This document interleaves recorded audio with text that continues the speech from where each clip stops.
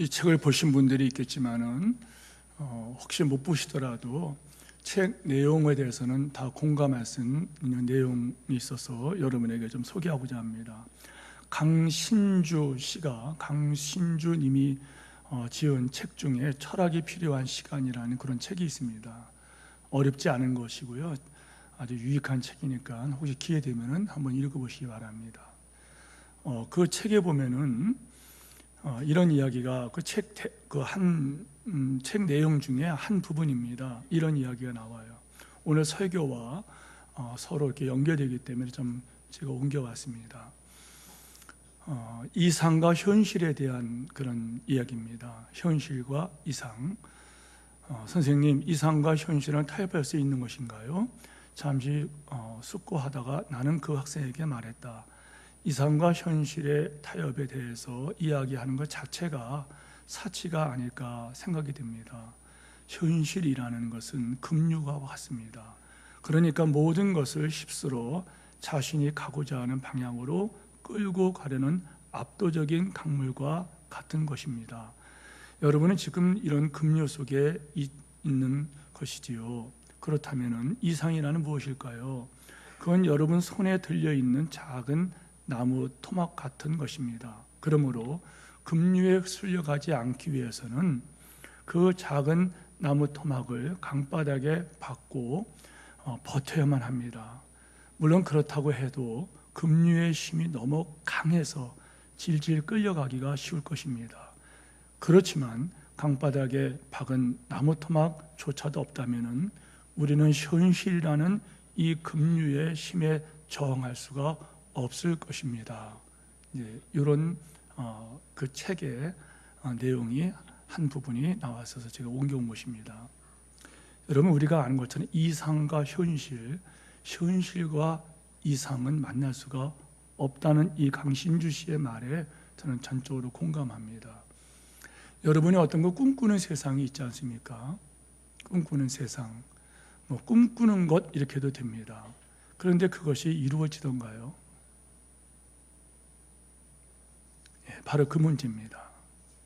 그래서 이 강신주 씨는 그것은 서로 만난다, 현실과 이상에 서로 만난다는 것은 이것은 너무나도 사치스러운 생각이 아니겠느냐, 이렇게 정리를 했습니다. 이 말씀을 여러분에게 드리는 것은 다른 게 아니라 여러분 세상에 살다 보면 다양한 현실을 만납니다. 이게 현실입니다. 현실. 믿음의 길에서 만나는 현실.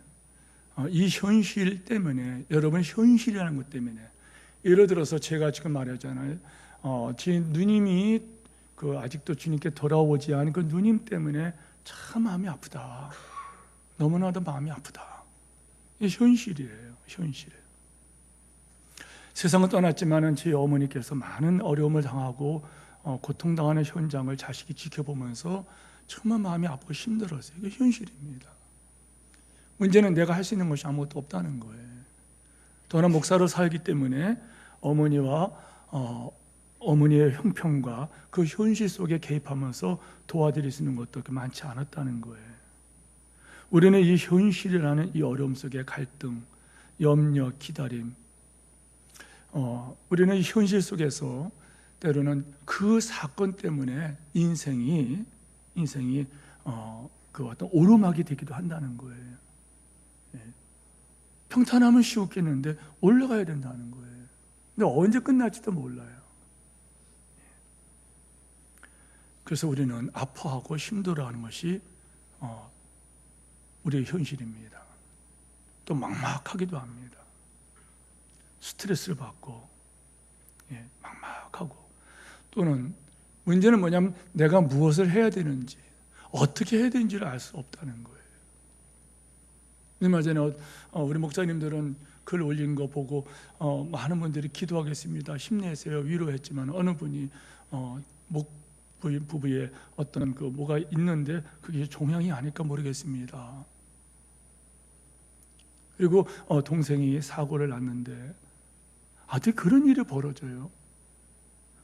아니, 정류장에서 버스는 앞으로 가는 거잖아요. 근데 버스가 갑자기 정류장에서 후진을 해갖고서 이분을 쳐가지고서 다리 위로 버스가 지나갔다는 거예요. 그럼 뭐냐? 그 뼈가 어떻게 되겠습니까? 그런 현실 앞에서 내가 무엇을 해야 되는지 어떻게 해야 될지 모른다는 거예요. 너무 힘겹죠. 자녀들의 문제는 우리를 얼마나 힘들게 합니까? 자녀들의 문제가 풀리지 않을 때 얼마나 힘든가요? 자녀를 이기는 부모가 없다는 말을 여러분 아시죠? 자녀의 문제가 우리를 너무 힘들게 하지 않습니까? 남편과의 관계도 그렇고 직장, 건강, 물질 많은 상황 속에서 이 현실에서 우리는 힘들어합니다. 근데 문제는 뭐냐면 오늘 이 아브라함을 쳐다보면 아브라함의 처한 현실을 볼 때 얼마나 힘들을까, 얼마나 힘들었을까, 그리고 지금은 또 얼마나 힘들까 생각이 된다는 거예요. 오늘 말씀은 그동안 아브라함에 대한 기사 창세기 12장부터 11장 31절부터 시작되어서 12장, 13장, 14장, 15장, 16장까지 내용의 종합편이 오늘 설교입니다. 그 모든 내용을 요약한 것이 오늘 요약 설교가 된다는 거예요. 제가 요약한 것이 아니라 하나님께서 요약을 해 주십니다. 본문 말씀 1절 말씀을 한번 보시기 바랍니다. 아브라함의 아내 사라는 출산하지 못하였고 17장이죠. 제가 16점을 펴놨네요. 예. 아까 제가 16장 1절 읽었죠. 아브라함의 아내 사라는 출산하지 못하였고 그리고 이어지면서 17장 1절을 보면은 아브라함이 99세 때에 참 답답하죠, 여러분. 몇 년이 지났나요? 13년이 지났어요. 13년이 지났는데 여전히 하나님의 약속은 이루어지지 않았다는, 네 아내에게서 네 자식을 얻게 된다 약속을 하셨는데 약속은 이루어지지 않았다는 거예요. 그 현실은 너무나도 그런 낙심해하고 절망케 합니다. 주어진 현실은 그런 넘어지게 할 만큼 거칠게 그를 막 몰아갑니다. 어쩌면은 그래도 이 정도 하면 됐지 않았어, 어떤 안일한 마음을 갖게 합니다. 1절에서 보는 것처럼 그 나이는 99세예요. 아브라함의 나이가 86세 때에 16장 이스마엘을 낳았습니다. 그리고 13년이 지나갔어요. 그런데 아브라함에게는 아무 일도 없었다는 거예요. 어쩌면 아브라함은 99세가 된 이때 아브라함은 그 이스마엘이 크는 13살 나이로 크는 이스마엘을 쳐다보면서 어떤 생각이 들었을까? 이스마엘의 뜻이 뭡니까? 하나님이 들으셨다. 하나님께서 살펴주신다. 이스마엘아 어딨냐, 이스마엘아 부를 때마다 하나님이 보신다, 하나님이 살펴주신다. 그런데 이루어진 것은 아무것도 없어요. 이 현실입니다.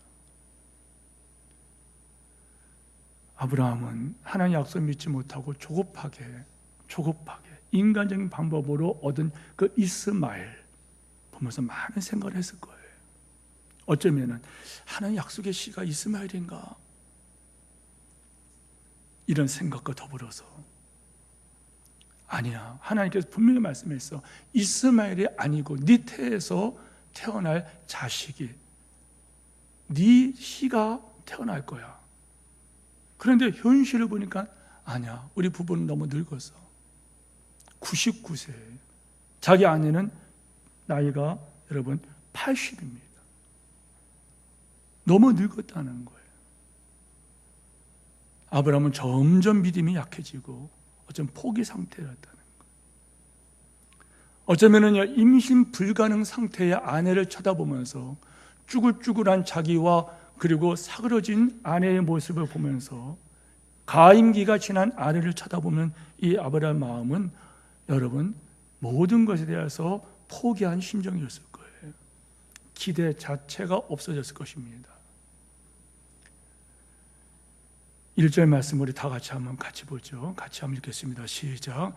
아브라함이 99세 때에 여호와께서 아브라함에게 나타나서 그에게 이르시되 나는 전능한 하나님이라 너는 내 앞에 행하여 완전하다.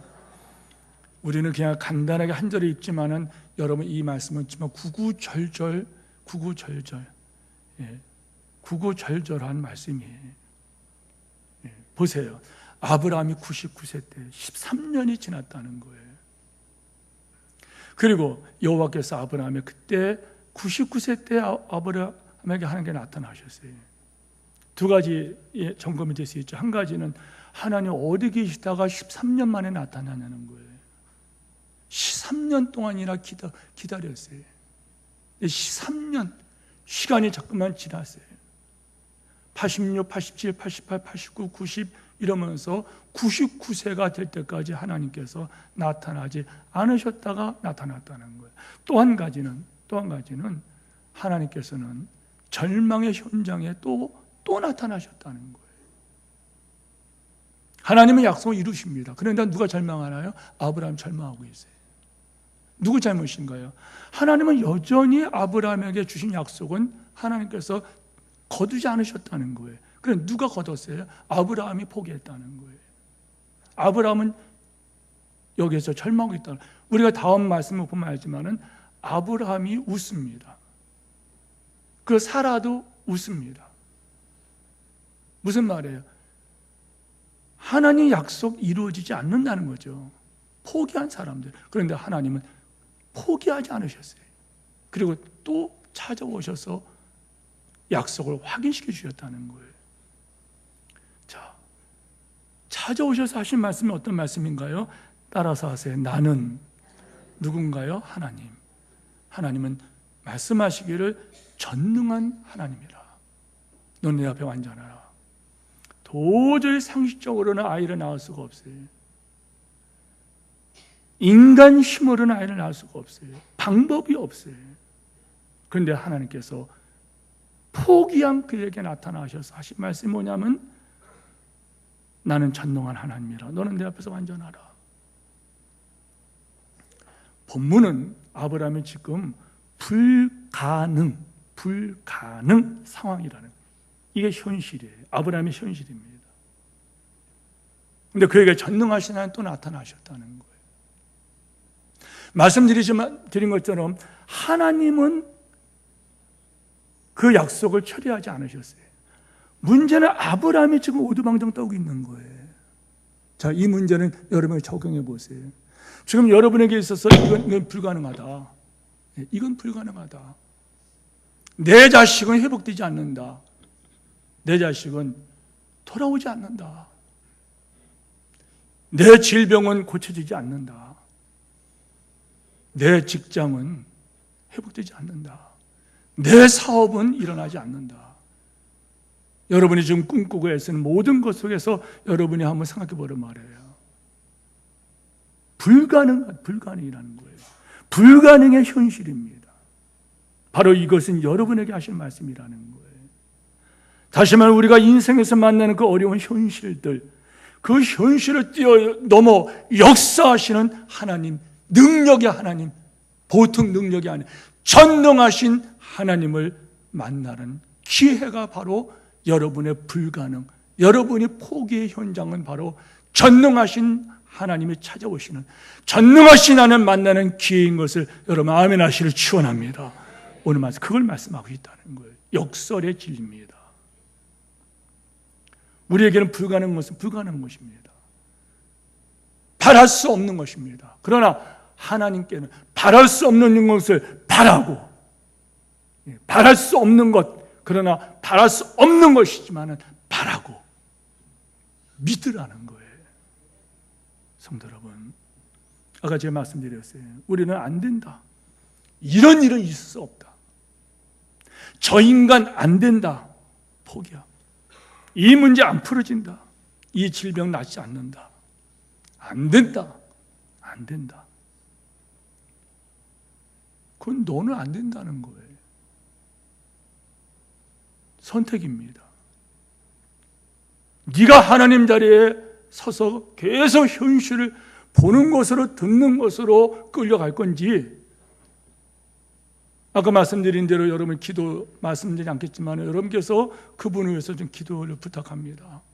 버스가 다리 위로 지나갔으니 그 다리가 그냥 아작났잖아요.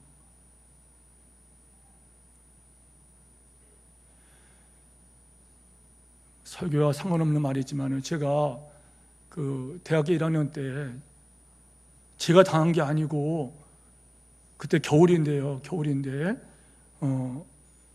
그 교회에서 이제 교육전사로 사역하고 집으로 오는데 그때 눈이 굉장히 많이 왔어요. 굉장히 추웠고요.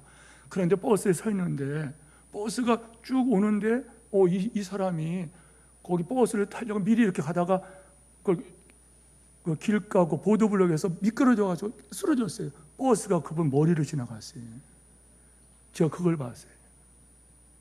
일주일 동안 막 토하고 밥을 못 먹고 아무튼 학교도 못 가고 막 제가 죽는 줄 알았어요. 보려고 본 것도 아니에요. 바로 내 앞에서 그랬어요. 난 얘기를 했지만은요, 여러분 버스가 다리 위로 지나갔으면 얼마나 아팠을까요? 얼마나 괴로웠을까요? 우리는 세상 살면서 우리는 안 된다, 할 수 없다, 있을 수 없다. 그러나 우리는 이 하나님을 다시 한번 보는 거예요. 아브라함이 99세 때에 여호와께서 아브라함에게 나타나서 이르시되 나는 전능한 하나님이라 너는 내 앞에서 행하여 완전하라. 완전하라. 예레미야는 이것을 이렇게 표현했습니다. 일을 행하시는 여호와, 일을 행하시는 여호와, 그 일을 지어 성취하시는 여호와. 할렐루야. 이 하나님은 누가 막을 수 있냐 이 말이에요. 누가 이 하나님의 능력을 제한할 수 있냐 이 말이에요. 하나님 뜻은 반드시 하나님께서 이루어 가십니다. 할렐루야. 그런데 그 하나님께서 말씀하신 말씀은 간단하게 두 가지 말씀이에요. 한 가지는 뭐냐면 나는 전능한 하나님이라 너는 내 앞에서 행하여 완전하라. 내 앞에서 행하여 완전하라. 이 말씀은 두 가지예요. 너는 내 앞에서 행하라. 너는 내 앞에서 행하라. 예. 너는 내 앞에서 완전하라. 내 앞에서 행하라. 내 앞에서 완전하라. 두 가지예요. 이건 여러분, 이건 두 가지로 우리가 말씀을 해요. 하나님은 소극적으로는 뭐냐 하면은 무슨 말씀인가요? 나는 전능한 하나님이야. 너는 내 앞에서 행하여 완전하라. 내 앞에서 살라. 이 말. 내 앞에서 살라. 내 앞에서 살라. 이걸 우리는 꼬람대오라고 그래요. 하나님 면전에서, 하나님 앞에서 사람의 눈이 아니라 하나님의 눈을 의식하며 살라는 거예요. 윌크릭 교회, 미국에 있는 윌크릭 교회 빌 하이베스 목사님의 그 책에 이런 책이 있어요. 아주 재미있는 책입니다. 아무도 보는 이 없을 때 당신은 누구인가? 여러분 이거 번역되어 있습니다. 아무도 보는 이 없을 때 당신은 누구인가? 이게 책 제목이에요. 그 중에 일부를 제가 읽어드릴게요. 나를 평가하는 타인의 시선이 가득하거나 주목받고 있는 자리에서는 최대한 고상하고 멋지고 훌륭한 모습으로 보이려고 애쓰게 마련이다. 그러나 남들이 보지 않는 가까운 관계, 누군가를 의식할 필요가 없는 일상에서 우리의 성품은 있는 그대로 다 드러날 수밖에 없다. 그렇죠. 그래서 혼자 있을 때 모습이 그 사람의 모습이라, 그 사람의 인격이라는 거예요. 아무도 보는 사람이 없을 때 그 사람이 진짜 모습이 드러난다는 거예요. 그러나 아무도 보고 있지 않을 때 자기 모습이 드러난다. 이 말씀 중에 또 한 것을 인정해야 돼요. 아무도 보고 있지 않는 그곳에 하나님은 보고 계시다는 거예요. 이 말은요, 여러분 우리가 하나님 앞에서 살아야 된다는 거예요. 하나님 앞에서 정직해야 된다는 거예요. 그러나 여기서 이 말씀을 하나님 보시기에 정직한 삶을 살자, 이 말씀을 하는 것보다는요, 적극적으로는 이 말씀은 어떤 말씀입니까? 여러분이 어떤 현실을 만나더라도 그 문제가 여러분의 부부 사이 문제가 되는지, 어떤 인간관계 문제가 되는 건지, 여러분의 어떤 질병의 문제인지, 여러분의 사업의 문제인지, 아니면 돈의 문제인지, 어떤 현실을 만나더라도 저는 만난다는 만난다 맞아요. 맞닥뜨리는 거예요. 맞닥뜨리는 겁니다. 여러분이 하나님을 의식 가운데 하나님 앞에서 이 말씀을 믿음으로 가라는 거예요. 믿음으로 가라는 거예요. 나는 전능한 하나님이 너는 내 앞에서 완전하라. 이 말은 무슨 말인가 하면 나는 전능한 하나님이 일을 행하는 여호와니 그 일을 이루어가는 여호와니 나는 전능자니 너는 나를 의식하고 내 앞에서 살라. 환경과 사건 보지 말고 내 앞에서 살라. 왜요? 아브라함은 99세입니다. 아브라함에게 있는 소망은 아무것도 불가능입니다. 그러나 그때에 하나님께서 99세 된 아브라함에게 나타나신 말씀은 나는 전능한 하나님이라. 너는 내 앞에서 행하여 완전하라. 여러분 믿음이 다시 회복되기를 축복합니다. 여러분 성경 다 보세요. 이제부터 자, 한번 성경 다 보시기 바랍니다. 각자 성경 보세요. 여러분이 찾아보세요. 여기 언약이라는 단어를 지금부터 찾으려고 합니다. 언약이라는 단어를 여러분이 관찰해 보자는 겁니다. 다 같이 한번 보세요. 2절 보시면은 내가 내 언약을 이 말씀이 나와. 내가 내 언약을 따라서 하세요. 내가 내 언약을 일방적입니다. 일방적. 내가 내 언약을 쌍방 언약이 아니에요. 일방 언약이에요. 여러분 2절 그 말씀이 나와요. 4절 보십시오. 보라 내 언약 이 말씀이 나와요. 그리고 여러분들 말씀 계속 보면은 7절 보세요. 어떤 말? 내 언약을 삼고. 그리고 여러분 말씀 또 보세요. 9절 보세요. 너는 내 언약을 지키고 내 언약. 그리고 여러분 11절 보세요. 너희는 포표를 비워라. 이것이 나와 너희 사이에 영원한 언약의 표시요 증거가 될 것이다. 13절 말씀 보세요. 거기에 보면은 언약이 나옵니다. 언약이란 말이 또 나옵니다. 그리고 여러분 19절 말씀 보세요. 19절 말씀 보면은 언약이란 말이 또 나옵니다. 19절 말씀 보면 여기에 내 언약 영원한 언약이 말 또 나옵니다. 그리고 이어지는 말씀 21절 내 언약 내가 내년 이 시기에 사랑하는 사라가 네게 낳을 이삭과 세우리라. 예, 언약이라는 말씀이 계속 나옵니다. 무슨 말을 하는 것입니까? 자, 여기 앞에 보세요, 여러분. 하나님께서 다시 찾아오셨어요. 언제입니까? 아브라함이 99세 때입니다. 99세는 우리에게 뭘 말하는 거야? 알레고리컬 해석을 하면은 우리들에게는 기대 난망의 때문에 기대 난망의 때 소망을 가질 수가 없어요. 기대를 가질 수가 없어요. 할 수 있는 것이 아무것도 없어요. 문제가 풀어지질 않아요. 할 수도 없어요. 바로 그때를 말하는 거예요. 여러분에게 있는 그 슬픔과 아픔, 괴로움, 막막함 그게 뭡니까? 하나님께서는 아브라함이 요구한 것이 아니에요. 하나님께서는 다시 찾아오셨다는 거예요. 왜요? 아브라함이 어떤 상황일까요? 아브라함이 포기한 상황이에요. 하나님께서는 다시 찾아오셨다는 거예요. 그리고 뭐 하십니까?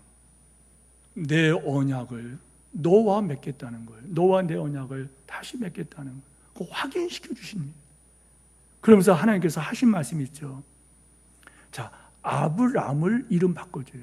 아브람을 아브라함으로. 아브람은 존중받는 아버지, 높임받는 아버지 이런 뜻이에요. 누가 지을까요? 그 아버지가 지은 거예요. 데려가 줬을 거예요. 여러분이 자식 태어날 때 이름 지어주지 않습니까? 부모님의 바람은 뭐냐면 너 존중받는 아버지가 되라. 존경받는 아버지가 되라. 높임받는 아버지가 되라.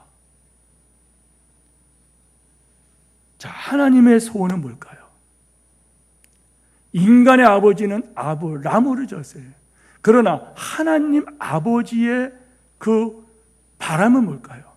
아브라함, 모든 나라의 아버지,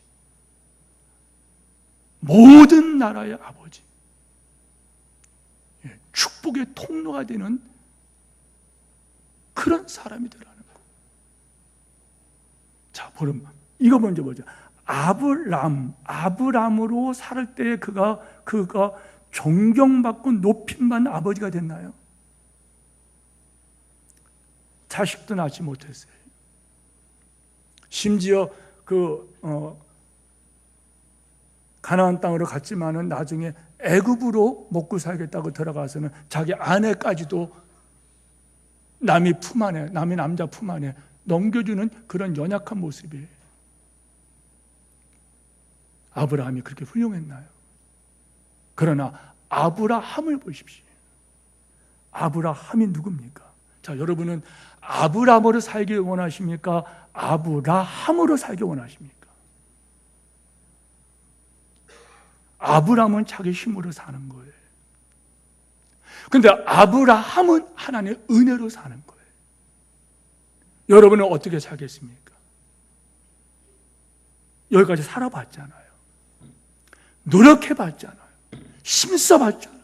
몸부림쳐 봤잖아요. 계속 그렇게 갈 것입니까? 아니면 내려놓고 이제부터는 내 이름을 아브람이라고 하지 말고 아브라함이라 하리라. 5절 말씀 보세요. 이제부터는 내 이름을 아브람이라 하지 아니하고 아브라함이라 하리니 이는 내가 너를 여러 민족의 아버지가 되게 함이라. 내가 되게 하겠다는 거야. 내가 되게 하겠다. 여러분, 아브라함으로 살 것입니까? 아브라함으로 살 것입니까? 저는 여러분의 아브라함으로 살기를 축원합니다. 아브라함으로 사시기를 바랍니다. 은으로 사시기를 축원합니다. 은으로 살아야 돼요. 언제까지 이럴 겁니까? 언제까지 이럴 거예요? 목사님들이 목회를 하면서며 신학교 졸업 맡으면 여러분 신학교 졸업 맡고 목사 안수 받으면은 여러분 그때는요 다 당당합니다. 그런데 가서 이제 부목사무로 가서 이제 한번 얻어 터지기 시작합니다.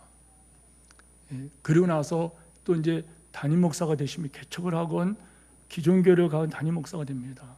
목회 현장 담임 목사로 한번 살아보세요. 여러분이 그거 이해가 안 되면 여러분 목사가 되어보세요. 담임 목사 자리가 어떤 건가 한번 가보십시오. 터집니다. 얻어 터집니다. 일들이 꽝꽝 터져버립니다. 나중에는 자존감조차도 없어져 버려요. 또 요즘 젊은 목사님들 녹화되지 죄송하지만은 젊은 목사님들 그런 말을 해요. 그것도 교만하면 뭐라 하는지 알아요? 여기까지 봉사했으니까 이제 그만해도 된다고. 아니에요.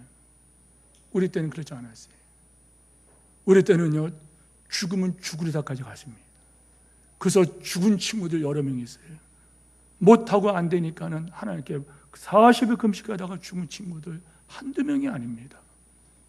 죽으면 죽으리다. 그리고 목회 현장을 떠나지 않아 지금도 새끼밥을 걱정할 수밖에 없는 그 자리에서 떠나지 않고 목회 자리에 있는 그분들이 있어요. 그런데 큰 교회를 담임하거나 그렇게까지 개척하거나 농어촌에 있거나 이제 목회 현장에서 수십 년을 지난 사람들의 똑같은 고백은 한 가지. 하나님, 은혜 아니면 살 수가 없습니다. 하나님, 은혜를 주옵소서. 그리고 내 인생을 돌아보면 하나님의 은혜였습니다. 성도 여러분, 아브라함으로 바뀔 때, 여러 민족의 아버지가 될 때, 이 말이 무슨 말일까요? 아브라함의 이름은 지상의 모든 이름보다 뛰어난 이름이 됐어요. 아브라함의 이름은 예수님께서 오시는 축복의 통로가 되었어요. 그리고 예수님께서 아브라함을 뭐라고 말씀하세요? 나사로가 여러분 세상 떠날 때 어디 갑니까? 아브라함의 품에 들어갔다고 말을 해요. 천국에 들어가는 그 영광의 믿음의 조상이 되었다는 거예요. 자, 여러분이 애쓰고 힘쓰면서 여러분이 가겠습니까? 은혜로 가서 축복의 통로가 되겠습니까? 은혜로 가는 여러분 되기를 축원합니다. 다시 본문 말씀 보세요. 하나님 말씀하십니다. 2절 말씀 보세요. 4절 말씀 보세요.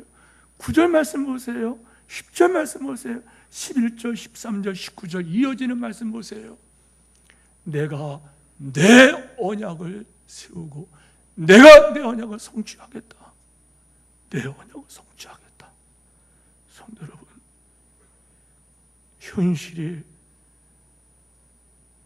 현실에 속삭이는 그 소리에 여러분 넘어가지 마세요. 성경이, 성령이 말씀하시는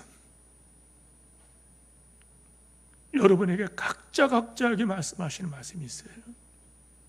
성경을 여러분이 그래서 많이 읽어야 되고 암송해야 된다는 거예요. 그래야지 우리 찬송하잖아요. 내 주와 맺은 언약은 영불변하시니. 우리 찬양 좋아하잖아요. 내 주와 맺은 언약은 영불변하시니 그 나라 가기까지는 늘 보호하시네. 아멘. 주님을 찬송하면서 할렐루야 할렐루야. 여러분 이 길을 가겠습니까? 아니면 여러분이 가는 길을, 여러분이 노력하며 가는 길을 가겠습니까? 성경을 보고 가야 돼요. 성경 말씀에 붙들려야 돼요. 그리고 믿는 사람이라면 여러분이 경험하는 거예요. 하나님 뜻대로 살고 싶어. 하나님 뜻대로 내가 살 거야. 이런 마음이 끊임없이 일어나요. 순종하시기를 축원합니다. 이것이 바로 전능하신 하나님 앞에 완전하게 서는 것입니다. 그러면 그 길은 하나님이 인정하신다는 거예요. 자, 10절에서 14절 말씀 보시기 바랍니다. 10절에서 14절 말씀 무슨 말을 하나요?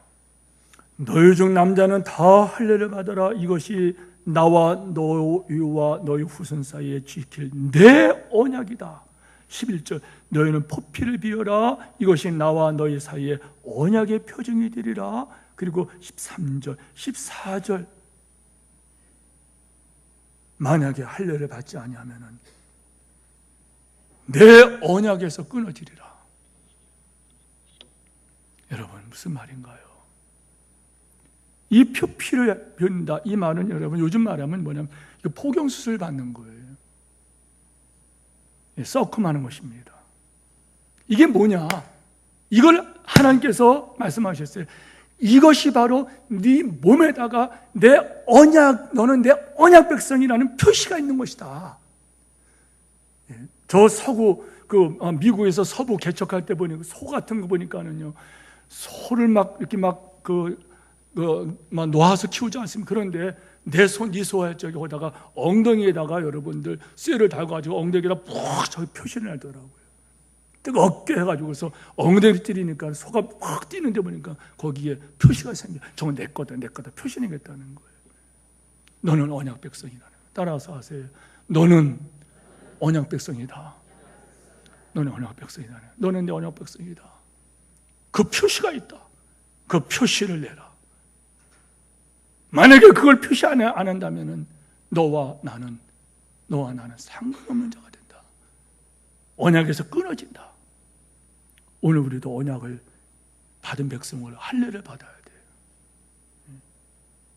우리도 받아야 됩니다. 다만 우리가 받는 모든 것은 몸의 할례가 아니라 사도행전에 로마서에 보면 사도 바울이 이렇게 얘기했어요. 하나님이 원하시는 행전은 몸의 할례가 아니라 마음의 할례를 받아야 된다.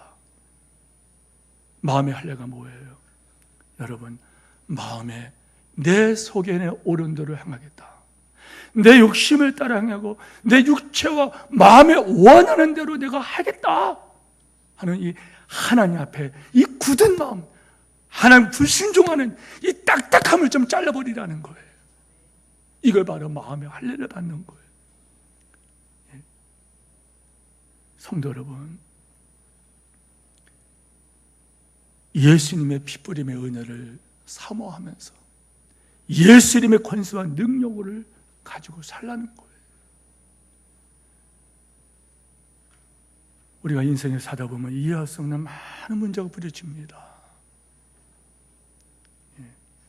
그러나 그때에도 99세라고 하는 현실에서 하나님 그분께서 찾아오셨어요. 그렇다면 오늘 여러분이 지금 불가능이라고 하는 것, 여러분은 불가능이라는 것이 자식 문제건 건강이건 사업이건 그 어떤 문제이건 간에 99세 때 찾아오셔서 나는 전능한 하나님이라 말씀하신 하나님은 지금 오늘 이 말씀으로 여러분을 찾아온 것을 믿으시기를 축원합니다. 이 말씀 바로 우리들에게 하셨다는 말씀이에요. 그러면 이 하나님의 은혜를 우리가 어떻게 받아야 되느냐? 순종해야 돼요. 자, 23절 말씀 다 같이 읽겠습니다. 시작. 이에 아브라함이 하나님이 자기에게 말씀하신 대로 이날에 그 아들 이스마엘과 집에서 태어난 모든 자와 돈으로 산 모든 자 곧 아브라함의 집사람 중 모든 남자를 데려 그 표표를 베었으니 아브라함이 그의 표표를 벤 때는 99세였고 그 아들 이스마엘이 그의 표표를 벤 때는 13세였더라. 그날에 아브라함과 그 아들 이스마엘의 할례를 받았고 그 집의 모든 남자 그 집에서 태어난 자와 돈으로 이방 사람을 사온 자가 다 그와 함께 할례를 받았더라. 우리 모두 아멘 하십시오. 자, 23절 말씀 다시 한번 보세요. 이제 저 앞에 있는 저 위에 죽은 것만 같이 한번 읽어요. 시작. 하나님이 자기에게 말씀하신 대로, 불순종하지 마시고, 그것까지만. 하나님이 시작. 하나님이 자기에게 말씀하신 대로 그날 아브라함이 했다는 거예요. 아브라함이 하나님이 자기에게 말씀하신 대로 그날에 했다는 거예요. 어떻게 누구예요? 이스마엘뿐만 아니라 자기 집안의 모든 사람, 돈으로 어떻든 간에 아브라함의 휘하에 있는 모든 사람 다 하고 자기도 99세에 할례를 받았더라. 철저한 순종이죠. 한번 생각해 보세요. 어느 날 아브라함이 다 모이라 그랬을 거예요. 그리고 앞에 서서 얘기했을 거예요. 여기에 있는 모든 남자들은 여기에 다 남아라. 이스마엘도 너도 있어라. 그러면서 그때부터 할례를 시작했다는 거예요. 사람들이 기가 막혔을 거예요.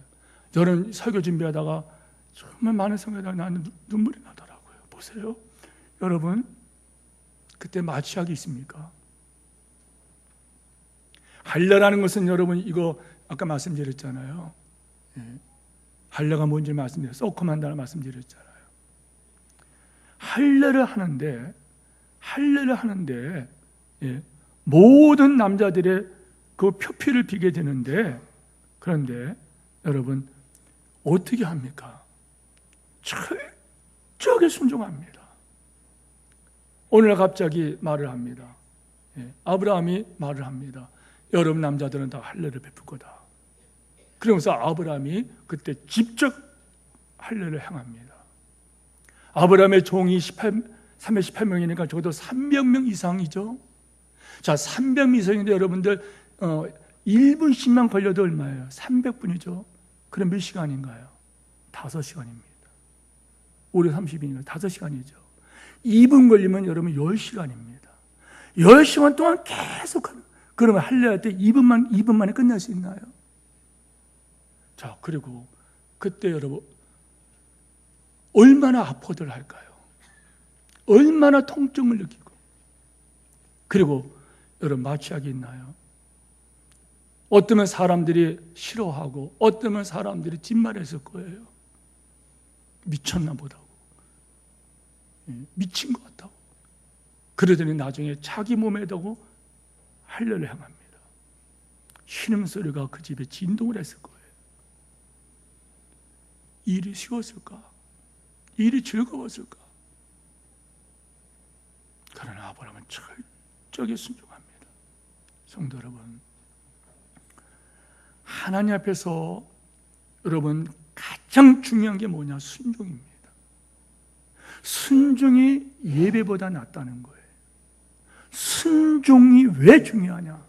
하나님께서 아브라함이 여호와께서 말씀대로 하신 대로 행하여, 자, 하나님 말씀 들으세요. 하나님 말씀대로 자기가 행합니다. 하나님 말씀대로 행하니까 하나님 뜻이 이루어져, 할례가 다 이루어졌어요. 여기서 주신 말씀이 다른 게 아니에요. 여러분, 하나님 말씀 순종하는 것 외에 하나님의 일을 행할 수 있는 길은 아무것도 없다는 거예요. 순종 외에는 하나님의 일을 할 수 있는 길이, 방법이 없다는 거예요. 그럼 어떻게 되느냐? 성도 여러분, 내 방식, 내 기준, 내 생각대로, 자기 소견대로 행하고자 하는 것과 아브라함이 하나님 말씀대로 행하여 하는 이것, 내 생각대로 하는 것과 하나님 생각대로 순종하는 것, 둘 중에 하나예요. 또 내 생각대로 하면 내 뜻이 이루어져요. 하나님 생각대로 한 말씀대로 하면 하나님 뜻이 이루어져요. 결론이 뭘까요? 내 생각대로 하면은 99세 되고 100세 되고 101세 되고 102세 되고 130되더라도, 그리고 늙어 죽더라도 거기에는 기적을 못 봅니다. 그러나 하나님 앞에 순종하면, 여러분 이 다음 말씀 보면은 아시지만은요, 어떤 말씀이 나오나요? 15절 말씀 보세요. 하나님이 또 아브라함에게 이르시되 네 아내 살아라 하지 말고 살아라 하라. 이는 내가 그에게 복을 주요, 내가 그에게 복을 주요, 내가 그에게 복을 주요, 그가 네게 아들을 낳아주리니, 그가 네게 아들을 낳아주리니. 17절 보세요. 기가 막혀서 아브라함이 믿지도 못하고 웃습니다. 99세 된지 어찌 자식 출산하래요? 여러분, 이 앞에 보시기 바랍니다. 여러분, 웃거나 발광을 하거나, 속된 말로 지랄을 하거나 하나님의 약속은 이루어집니다. 할렐루야. 여러분의 가는 길에 어떤 사람이 여러분을 조롱하고 멸시하고 별 악행을 하더라도 걱정하지 마세요. 우리가 사는 길은 다른 길이 아니에요. 믿음의 길에서 현실이라는 상황이 부딪힐 때는 사는 길은 다른 길이 아니에요. 믿어지지 않더라도 하나님 말씀, 그분 말씀이기 때문에 순종하고 여러분 기적 보기를 축원합니다. 결국에 이삭은 태어나고 하나님 뜻은 성취되고, 그리고 아브라함은 믿음의 조상으로 나중에 하나님 앞에 쓰임받는 이런 위대한 생애를 살게 됩니다.